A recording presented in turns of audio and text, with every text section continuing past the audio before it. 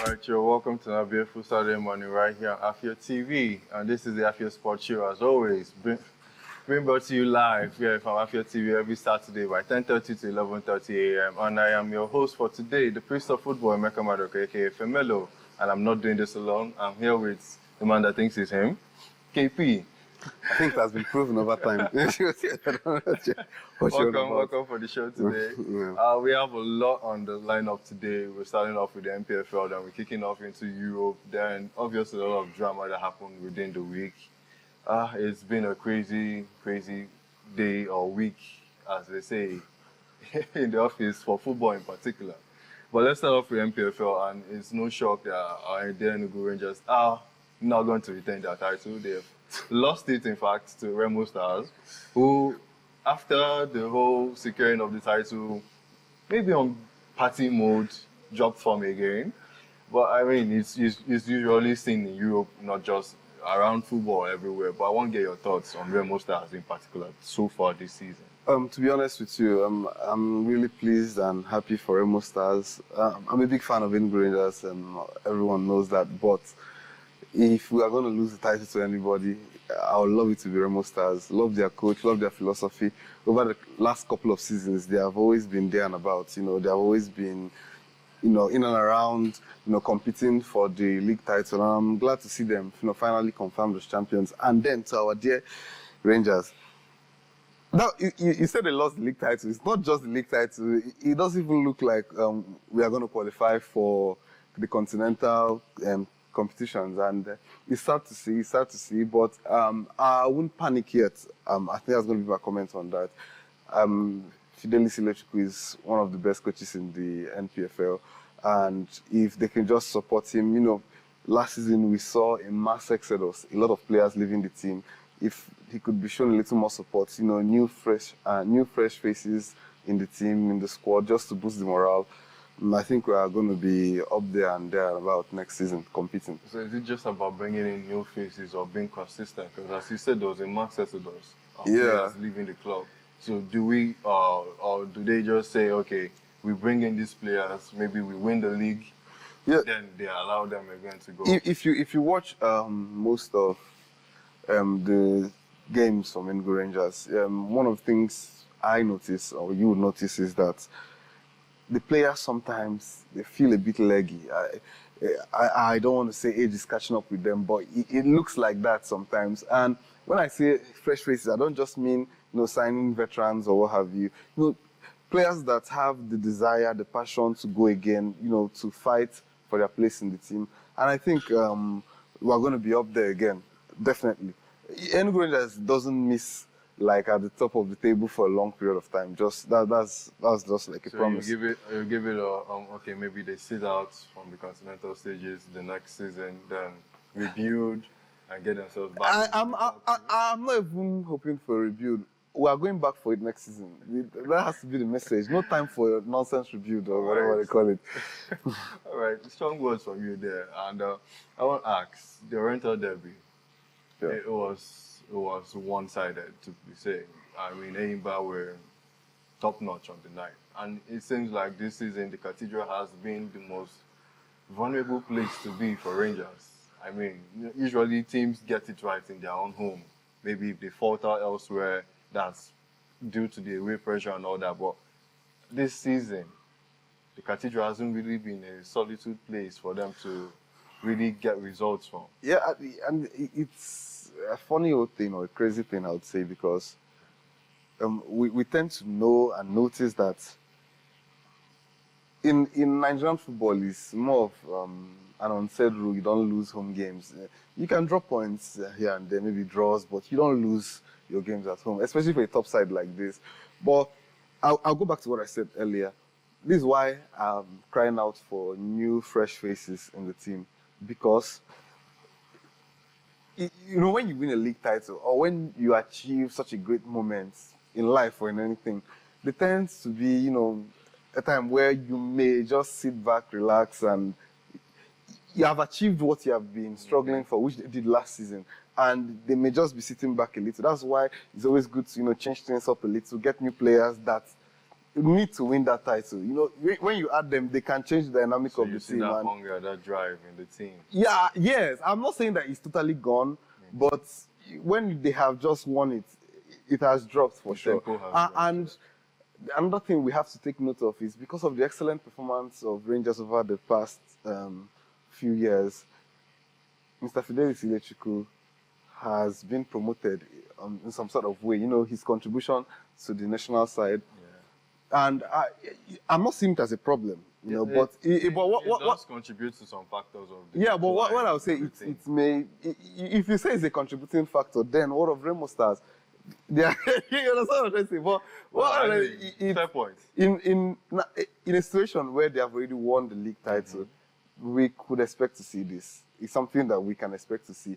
Now, I would love to see how Remo Stars perform next season, especially with their coach still being involved in the natural side like Mr. Fidelis this season. I want to ask one question. Yeah.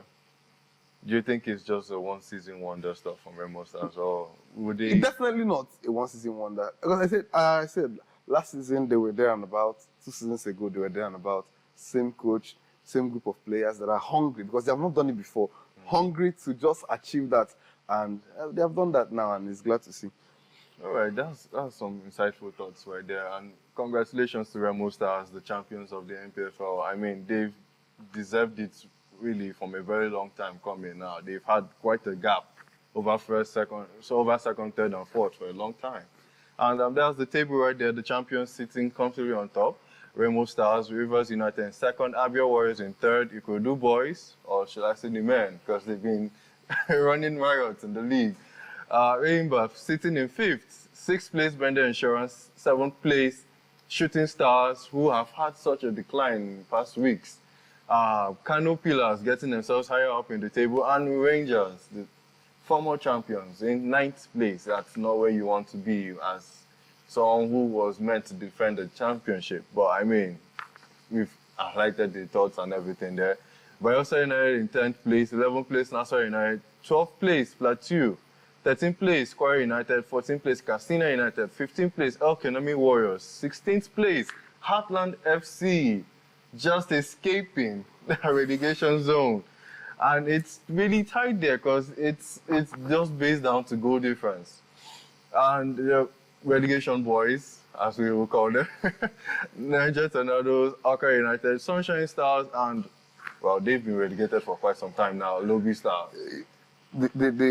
The tussle and the fights to stay up is going to be one for the ages, you know, with 2 games to go, at least. Niger Tornadoes are from Bayelsa United down. I almost say Enugu Rangers almost. They are not going to get relegated. We know that, but you can see mathematically they could still be relegated. Yeah. So it's going to be an interesting one to see, and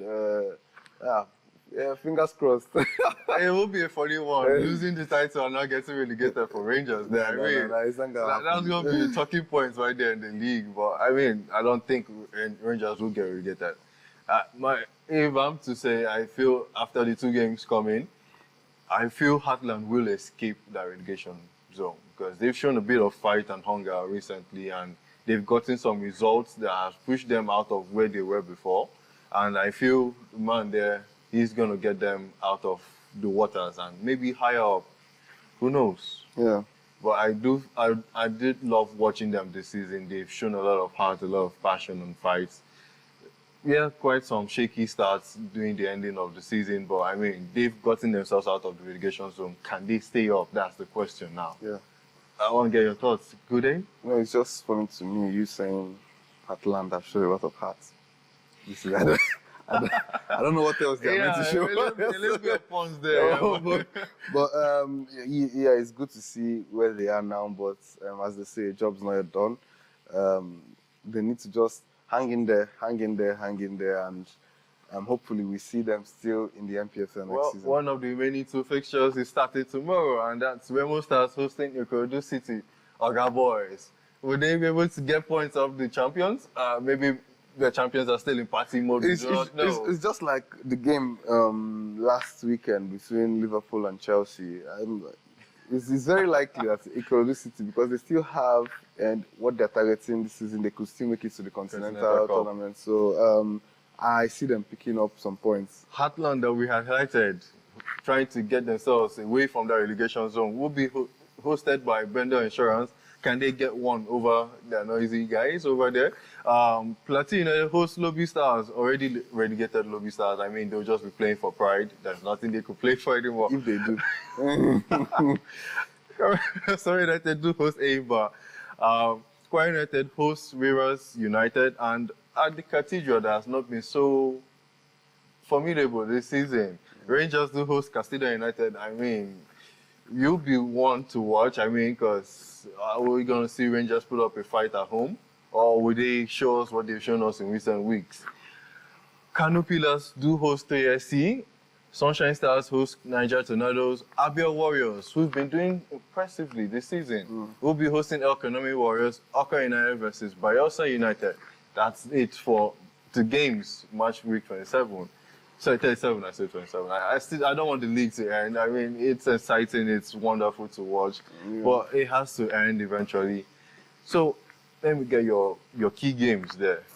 Key games, I would even love to be at the stadium for the Rangers versus Castina United. That's a game I would really, really love to see. And then the Remo Stars, Ikorodu Boys, it's going to be a clash to tell about. But as I said earlier, I see Ikorodu picking up points there, for sure. So 3 points for Ikorodu Boys. It may be a draw, but I know they're not going empty-handed. All right. They've not gone empty-handed for a long time now in quite some match weeks. I mean, they've been putting up impressive results, thumpings and thrashings all around. I mean, so I would love to see them pick up points from the champions there. It will be one to watch. It will be exciting. But we have to go on a short break.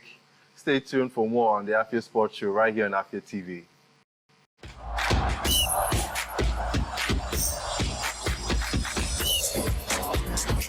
All right, you're welcome back to the Afia Sports Show, and we're getting joined here by Blessed Zeke.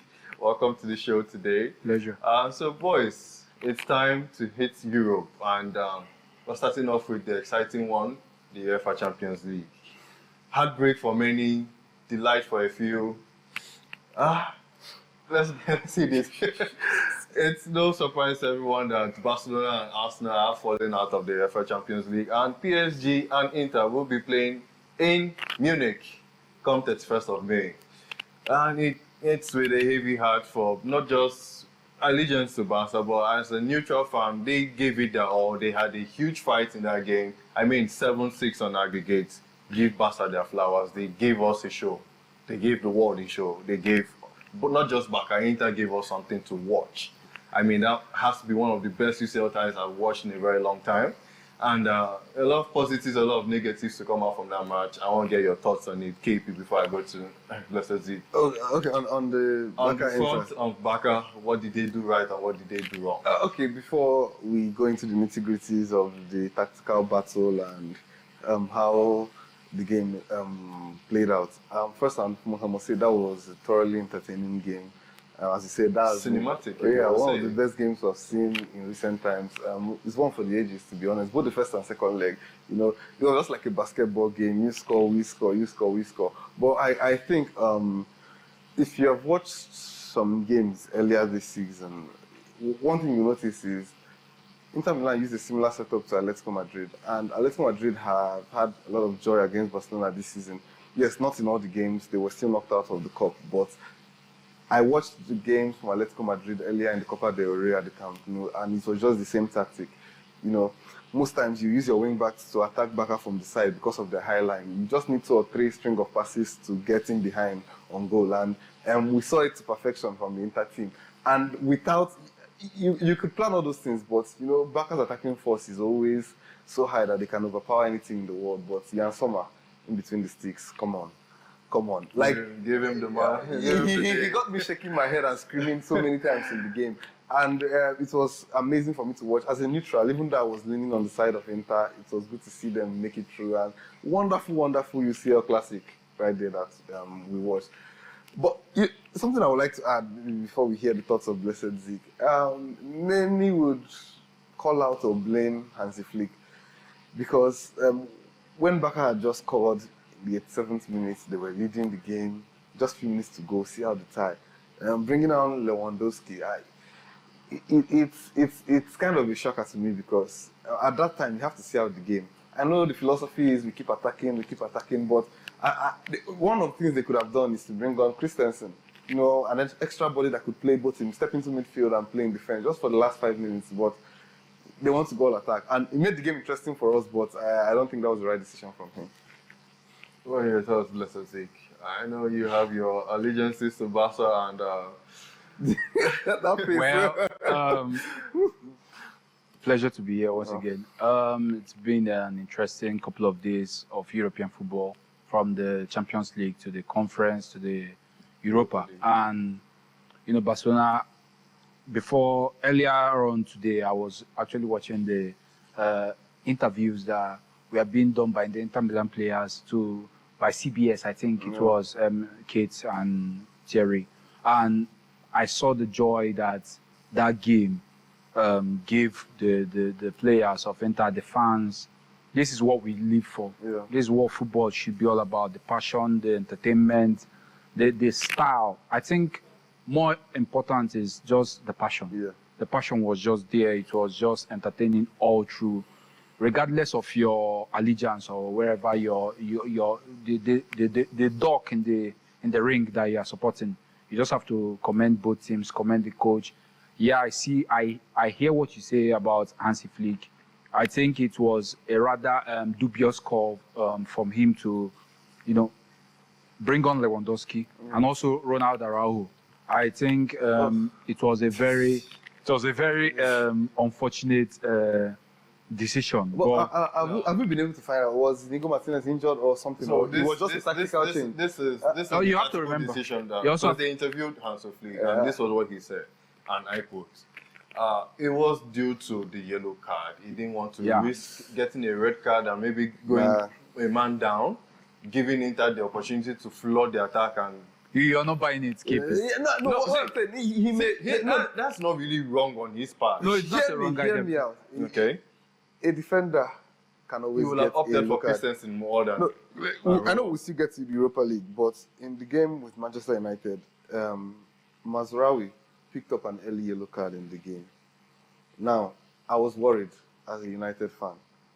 I needed him to be subbed out. But the coach didn't do that immediately.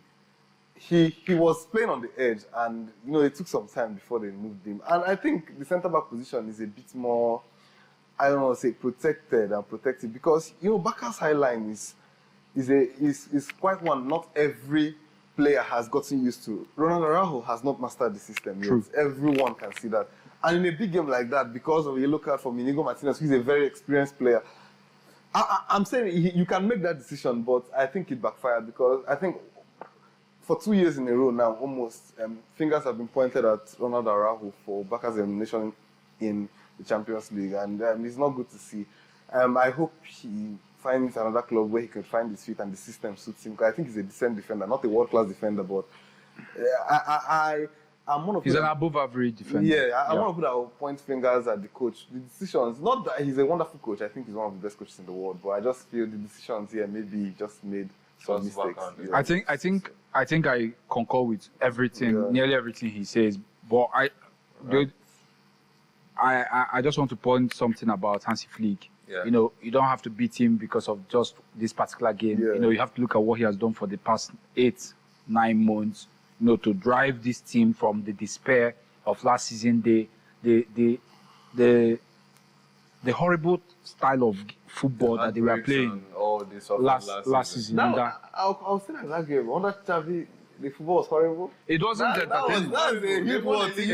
Yeah, it was. It was. This team is the highest scoring team. Yeah, but the term horrible. I know that they are way better. But I'll also put it. Okay, maybe calling it horrible. It's like looking at it like Stoke as City. if they're Manchester United playing like how we did. In terms of the name Barcelona, in terms of the philosophy, the ideology, tiki-taka possession, all out attacking. I would like to actually counter you there.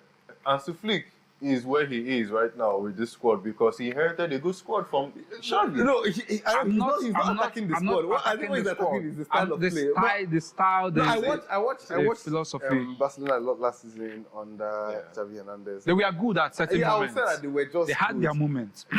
But Hansi Flick has taken them to another level. I just feel he's showing that he's world class. Not The just quality in football, has it improved? Yes, that is quite obvious to everyone. But to say that Xavi's tactics weren't okay or good at the time when he was there, I don't believe so. Because this is someone who won a league title for them. You don't win a league title. Football is cyclical.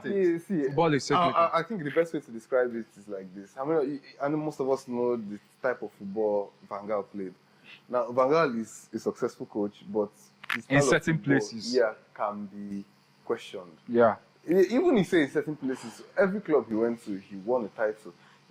Except Manchester United. He won Manchester United. He won They won an FA Cup. His FA Cup is not a trophy again. It's a trophy. You said a title. You know when you say a title, you mean a league title. League title. Yeah. Yeah, But that's by the way. So he has won a trophy everywhere he went, but his style of football can be put into question. That it may be not entertaining. But you look at someone like maybe Pep Guardiola at Barcelona at the time, the type of football he played, it's almost similar to what Hansi Flick was saying, playing here. Earlier in the season, the football they played was just amazing. You could guarantee that they're going to score 2, 3, 4 goals in every game. I mean, he dropped off a little, we must say. There were commentaries that Barca have scored 7 goals in a match twice, have scored 6 3 times, have scored 5 11 times in the league, to say. Then I think about 4 goals in a match, about maybe 20 times. So they were really high scoring. Yeah, what we can just hope for is that next Champions League they are there again, making it interesting. Hopefully get into the final. Maybe finally lifting the trophy eventually. In the quarters. Good ups to them. I mean, they gave us 1 Champions League to watch this season. Right from the group, the league stages, they've been impressive. I mean, the unfortunate thing, I'm sorry to interject, is just someone like Rafinha, the magical season that he has just experienced in Champions League. Nobody came close to Cristiano Ronaldo's stats, 17 goals and I think 4 assists until Rafinha this season. For it to end in heartbreak, you could see the tears that was pouring out of his eyes. But super campaign from all of them. Not just Rafinha, Yamal too has had a wonderful season. Yeah, but the poster boy for the Barca team, the rejuvenated Barca team. I mean, the whole squad was wonderful this season. But moving on to their counterparts that left the tournament, another Spaniard, another trophy gone, another. We look up to next season again. That's what they say every time. Yeah. Arteta and his boys have been locked out of the tournament. And Arsenal fans, don't hate me. I'm sorry to say this, but you're out again. There is no trophy for you this season. Go again next season, I guess. That's the story every year. Next season of Netflix and the Arsenal FC. But before I get to your thoughts, Gabe, I want to go to Zeke. What did Arteta's men do wrong over the 2 legs? It's simple. They failed to put Given the ball the in the fact back that of. they did such a wonderful job at Madrid. Yeah. Over 2 legs. I think Real Madrid, it's a fantastic tie. It was a fantastic game at the park. I think the only thing that they lacked was just putting the ball at the back of the net. If you listen to his comments during his interviews, I find it a little bit, he was a little bit passive-aggressive, trying to shift blames, lacking accountabilities and stuff like that. Yeah. For me, they were not as accountable in both boxes like Paris Saint-Germain. And I think Luis Enrique also showed why he is an elite coach. The way he set up his team, the tactical awareness. Arteta is a great coach, but I think there's still a little bit of growing up to, because this is the first Champions League semi-final now he has got to in his career. Enrique has got there like multiple times already. So I just think it's a little bit of experience and know-how. That's the difference between Arsenal and Paris Saint-Germain. KP, I know you're itching to say this, but before you say this, let me ask you this question. Itching hard. Let me ask you this question. You did so well over, I'm talking now from an Arteta perspective, you did so well over Madrid, convincingly well over the 2 legs. Now you come to the Parc de France after you lost the first leg at home. What was the mindset? Because I feel the mindset wasn't what it was meant to be on the night. Okay, I would like to ask you a question first. Okay. Emeka, can I speak freely? Sure. Now, first thing I would like to say is, when you look at Arsenal, you know, they talk about the Madrid tie, they did so well. I think that's overrated, to be honest. I have to say how I feel about it because Really? against Madrid, it's not as if they were special. Madrid were so bad that Arsenal didn't have to even leave second gear to beat Madrid. Okay. 2 free kicks, yes, a good goal from open play in the first leg, and okay, they beat Madrid, so they're the favourites or what?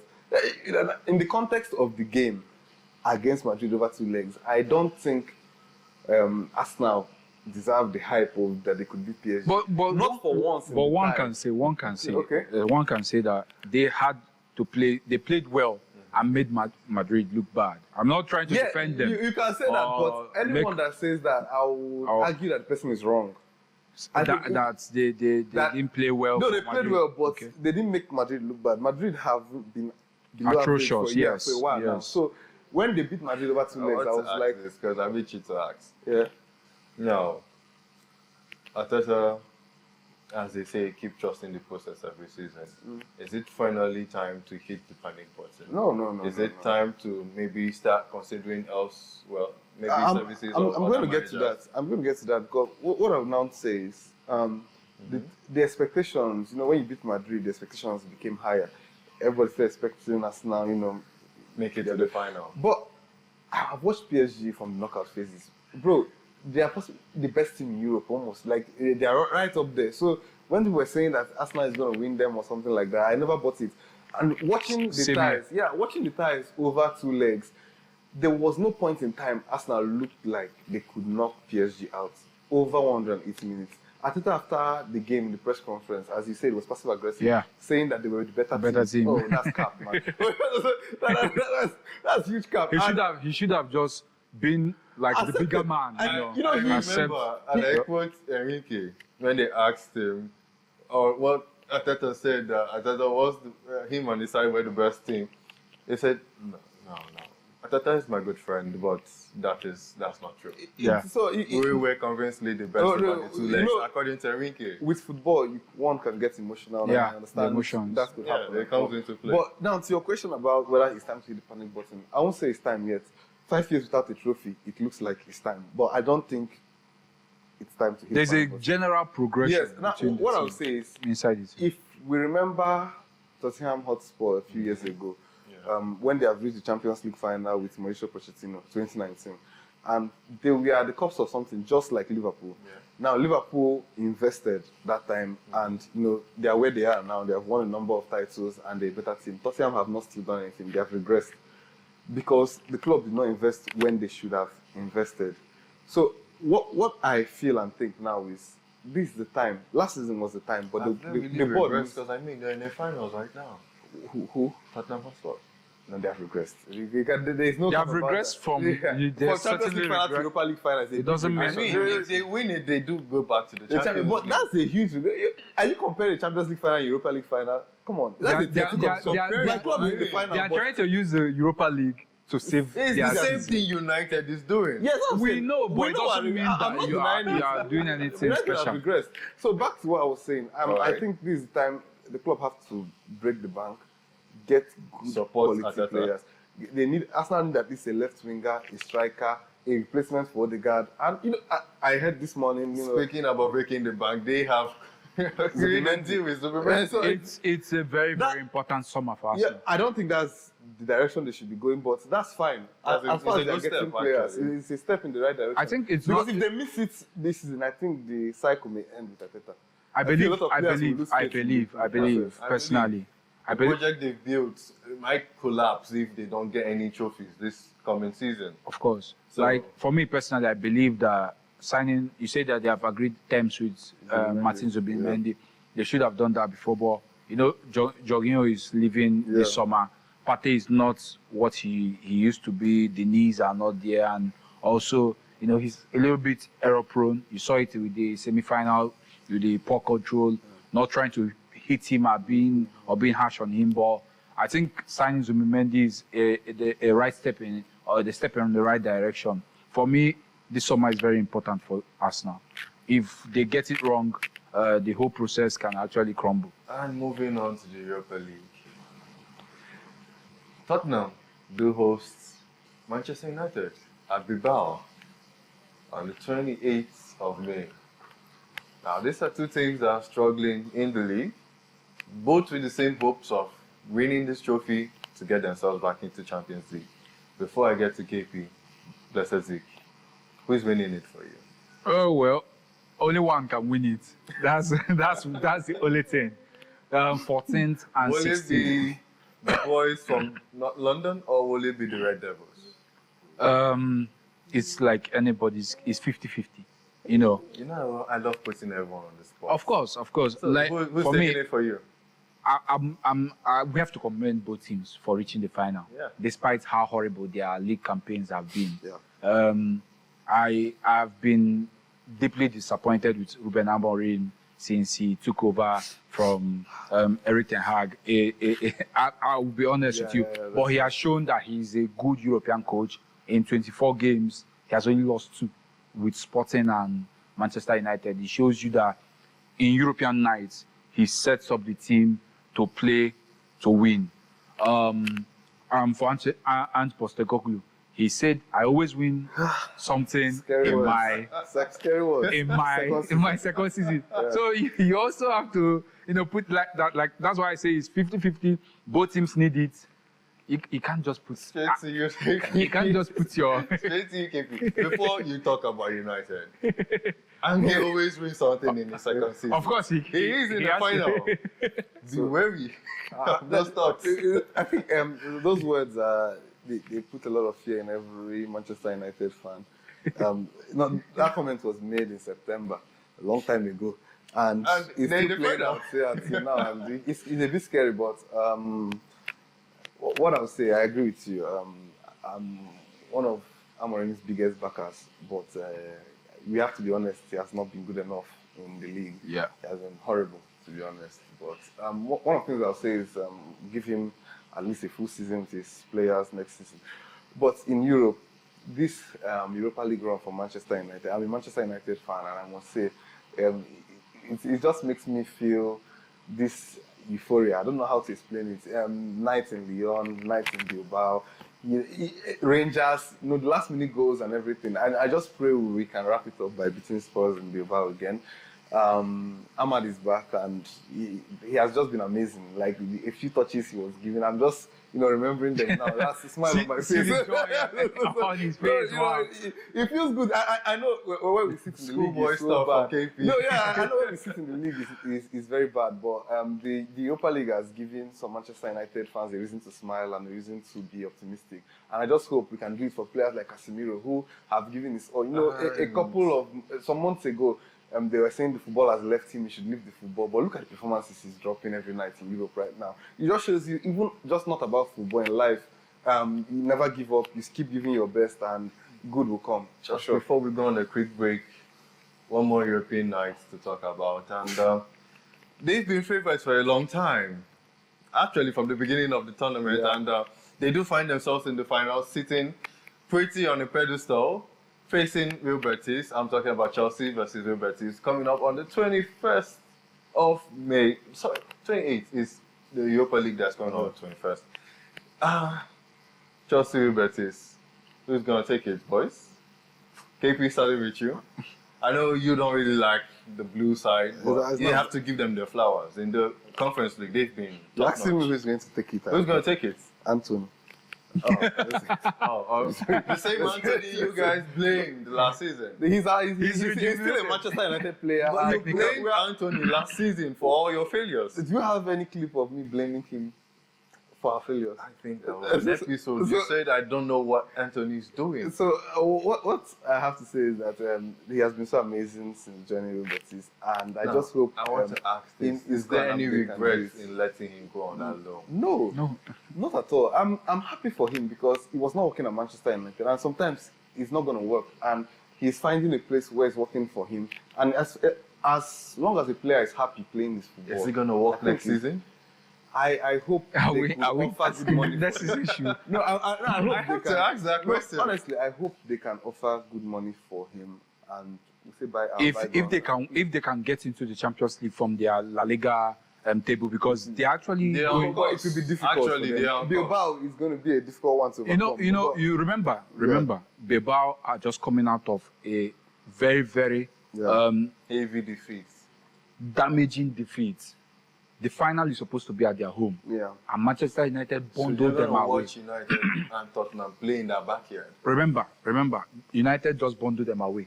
They are not far away from Villarreal and Real Betis. And Real Betis is the second most informed team in La Liga. I think they have won 9 out of 11 games. Anthony's effect, Isco is playing out of his skin. Eze Abdoli is scoring goals. You have to respect them and stuff like that. So for me, Chelsea fans should be wary for this final. They shouldn't take it for like. I mean, the gaffer has said that it's not going to be an easy one to do. He's going to have to get the boys on form and get them fit and mentally ready for the finals. Well, it's going to be an exciting one to watch, actually. What I would just like to say is that, when the Conference League came out about 3 years ago, the main people didn't see the need for it. They felt the games would not be as good, but we're seeing good quality teams in this final. Quality teams. Yeah, and it's good to see. Not throughout the tournament, obviously, but in the final, at least we have a good final to watch. And it's going to be a tactical battle that everyone would like to see. Just for the notice out there to all neutrals and Chelsea fans, you are potentially 90 minutes away of being the first team to win all European sets. Can you guys do it?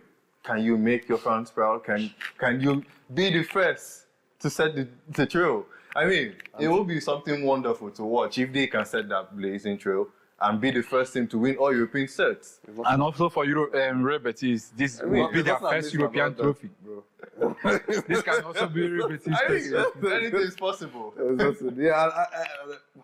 See, everyone knows where my allegiance is lie for this final, but I can't wait for the show after the final because I really have this feeling. One thing is sure, there will be 6 teams in the Champions League next season. From England. Yeah. So that would be one to. I know we don't have time for that, but there's been a debate about that. But maybe on another time. No, the UEFA coefficient has confirmed that no matter what goes on, it's going to be 6 teams now because of the 2 English teams in the finals of the Europa League. The 5th coefficient they gave before the 2 teams qualifying still stands. Yeah. So whoever finishes in the top 5 still makes it plus whoever wins the Europa League. So that's the coefficient that stands. 6 teams are going to be going to do. Well, quickly, we'll go on a quick break. We'll be right back after this short commercial.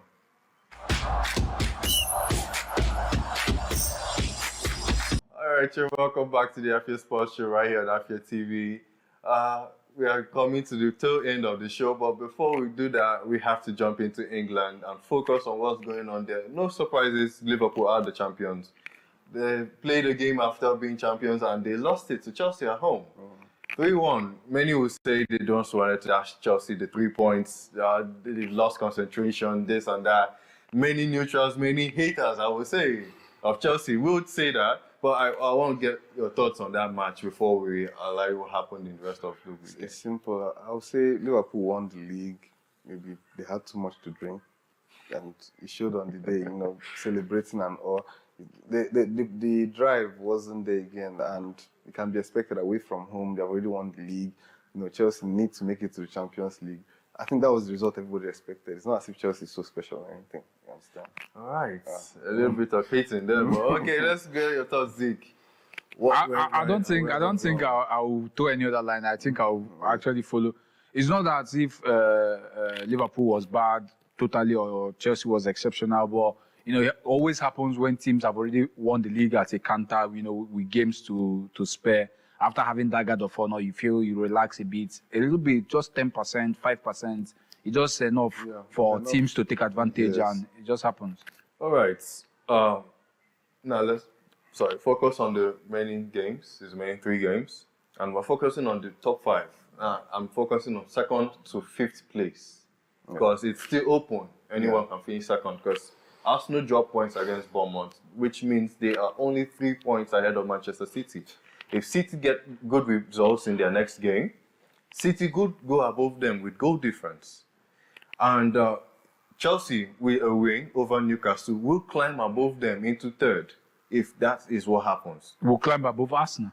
No, yeah, above Arsenal. No, not Arsenal. Okay. Newcastle. I have been seeing places and Because that is it right there on the screen. Arsenal sit with 67 points in second. City just 3 points behind them with 64 points. Newcastle and Chelsea 4 points behind Arsenal with 63 points. Nottingham Forest on 61. Aston Villa on 60 points in 70 points. When you look at the remaining fixtures, it's quite clear that Newcastle and Chelsea have the most difficult games left, and they play each other tomorrow. And they play each other tomorrow. That would determine a lot. If Chelsea are able to pick up 3 points, they will pick up the nod over Newcastle. See, Nottingham Forest are almost out of it. They are not out of it, but if you look at their games, they still have to play Chelsea on the last day, and it's going to be difficult for them. They started the season so well, but they're falling out. I think Nottingham Forest have an opportunity. Yes, I still think if you look at their games, Leicester are really relegated. I still think because Leicester is gone, so that's almost 3 points. West Ham is atrocious, but it's at the London Stadium, so exactly. anything can happen. And then they have Chelsea at home on the final day, which will determine. That's a very I think important the most lucky team is Aston Villa because they have the easiest run actually. If you look at after today's game against Bournemouth, they have the 2 Europa League. Yeah, Tottenham and those games, the 2 teams are not going to put anything into it. So Yeah. they have a chance there to pick up at least 9 points from the 3 games they have left. But I feel the way the table is going to be how it ends, like come the end of the season. Do we see probably Rashford scoring against United? Oh yeah, right. I don't mind. With the league, I don't mind. with the league, they don't allow lone players to play against their When he friends. comes, we'll give him Europa League medal. The match is after Europa League final, just for his contributions in the group stage. All right, Arsenal do play Liverpool next. That's going to be one to watch. That's going to be an exciting game. Will Liverpool play for pride even though they've won the league? Or will they do what they did against Chelsea and lose concentration? It's a bit different when you're at home. Yeah, you may want to drop it a bit, but your home fans there screaming, making some noise. The momentum might get going. They will get a bit of momentum. Arsenal do have next 2 tough games actually, because they do play Liverpool and they play Newcastle. Newcastle, if they don't get the right results against Chelsea, would want to annihilate. Yes, I used the right word, annihilate Arsenal and get 3 points to get Personally, for me, I think Newcastle might actually fall out. I just don't know why. You see them falling out. I think because. But you don't see them beating Arsenal at home. I worry for Arsenal in that game. It's not. Arsenal is going to be in the top 5. Yeah. Man City is going to be in the top 5. Now it's between Newcastle and Chelsea because both of them have the same number of points, and Chelsea is now entering a bit of form. With also the final there. Newcastle have won the Carabao Cup. I think maybe the hangover or something might actually still affect them. They might still prove me wrong and, still remain there. But I just have this slight feeling that it might actually be them. And with looking at Leicester for Nottingham Forest might just pick them. All right, it's Arsenal versus Liverpool next. Then they have Newcastle. Then they have Southampton. Then Man City have Southampton next, Bournemouth, Fulham. Those are the remaining 3 games. Newcastle, Chelsea, Arsenal, Everton. Chelsea have Newcastle, Man U, Nottingham Forest. Forest do have Leicester, West Ham, and Chelsea. Villa have Bournemouth, Tottenham, and Man United. It's anyone's to call now at the end of the season. And one thing is for sure, 5 teams will make it.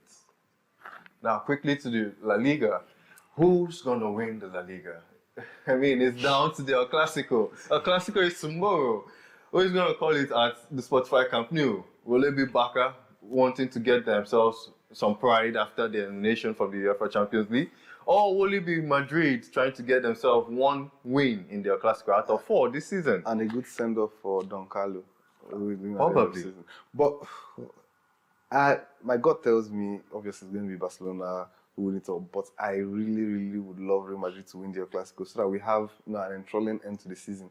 Because I think Barca play Espanyol next, which is a derby for them, which is just going to make things interesting. Whether Barca still win the league or not, if they go 7 points clear now, the league is more or less over. But I would just like Madrid to just get 3 points tomorrow, and so that we can see where we are. I already know where Zig's line of thoughts will be towing, but let me ask for But personally, of course, I'll choose Barcelona because of the way Hansi Flick has revolutionized their style of play and the confidence, the mentality.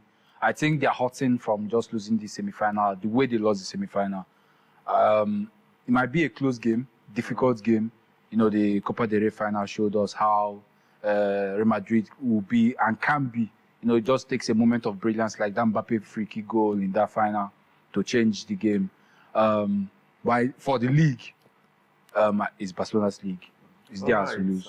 I think that's a good place to leave it for today's show. Thank you, KP, who thinks it's him. But just before we go there, those are the standings. Barcelona sit with 4 points on top with 79 points. We do have Real Madrid in second place, following them with 5 points, yeah. Atletico Madrid in third place, 67. Fourth place, Bilbao. Fifth place, Villarreal. Sixth place, Betis. That's where we ended for the table. The relegation zones are already confirmed. Valladolid, Leganés, and Las Palmas. Going into the last days, those are how the relegation zone look out there, and that's how the top of the table looks right there in La Liga. We're leaving it here. That's a good place to leave it. Thank you, KP. Thank you, Blessed Zik. Pleasure. It's been a pleasure having this conversation with you all morning. And I remain your host for today, the first of football, Emeka Madoka, aka Femelo. Stay tuned for more next Saturday, right here on Afia TV, channel 254 and JSTV Go TV 17, Free TV 748, every Saturday at 10:30 to 11:30 a.m. Goodbye for now.